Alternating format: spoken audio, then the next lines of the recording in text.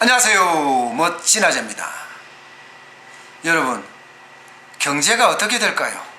좋아질까요? 나빠질까요? 일단 세계 유수의 기관들은요, 경제가 나빠질 거다 이렇게 예상을 하고 있습니다. 국제통화기금인 IMF도 그렇고요, 세계은행도 그렇게 예측을 하고 있어요. 특히 IMF는요, 6개월 사이에 세계 경제 성장률 전망치를 0.4%포인트 낮출 정도로 어렵다는 거예요. 그래서 3.3 정도 성장을 하지 않을까 이렇게 예상을 하고 있습니다. 왜 그럴까요? 바로 미국과 중국의 무역전쟁 때문이에요. 두 거대 경제대국이 치열하게 전쟁을 하니까 그 사이에 끼어있는 새우들은 덩이 터지는 거죠. 그만큼 세계 경제에 어려움을 그리고 침체를 가져다 준다는 이야기입니다. 또 있습니다. 영국이 유럽연합으로부터 탈퇴하는 브렉시트요. 이것도 세계 경제에 치명적인 결과를 초래할지도 모른다는 그런 우려감을 표현하고 있습니다. 세계 경제가 어렵다. 그러면 대한민국은요? 대한민국은 수출 주도의 국가예요. 무역 의존도가 엄청나게 많은 나라입니다.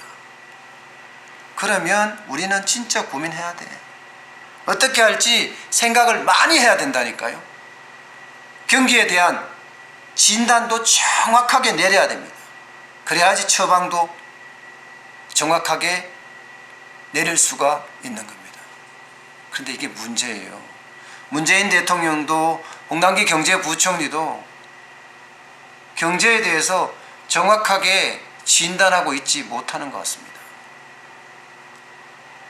문재인 대통령은요, 국가 경제는 견조한 흐름을 이어가고 있다 이렇게 판단하고 있거든요.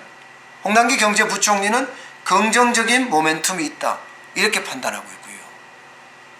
근데 그 말이 있은 지 불과 며칠 만에 생산도, 투자도, 소비도 일제히 하락하는 지표가 나왔었어요. 지금 수출은 어때요? 벌써 4개월 연속 마이너스예요.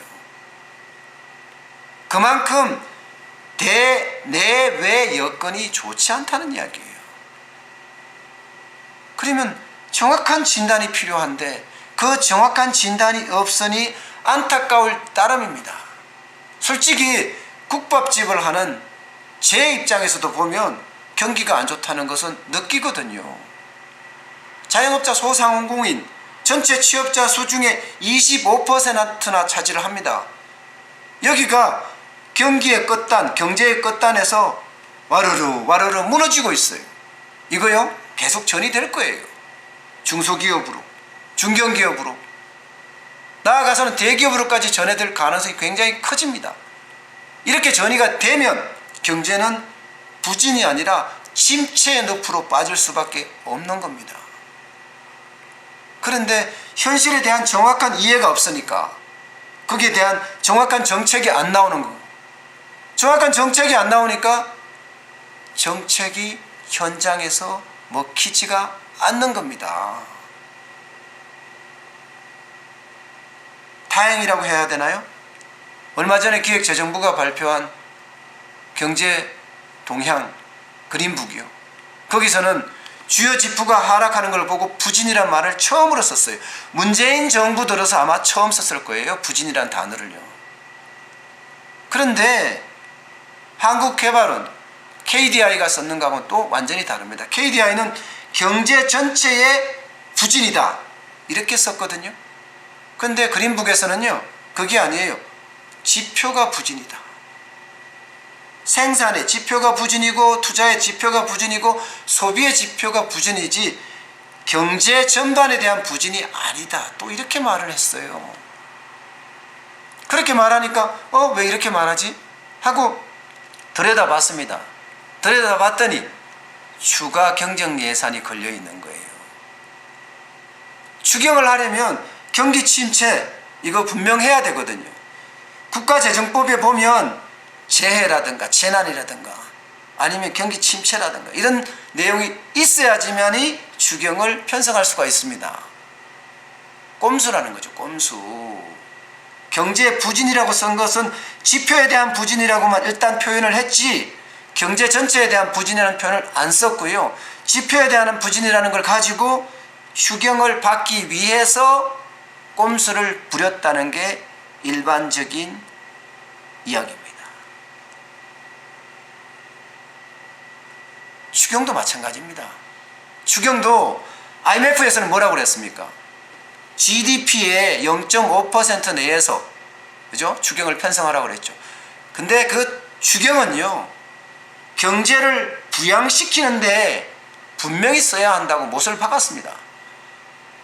공공일자리 창출, 아주 단기 알바, 노인 알바 여기에 쓰지 말라는 거예요.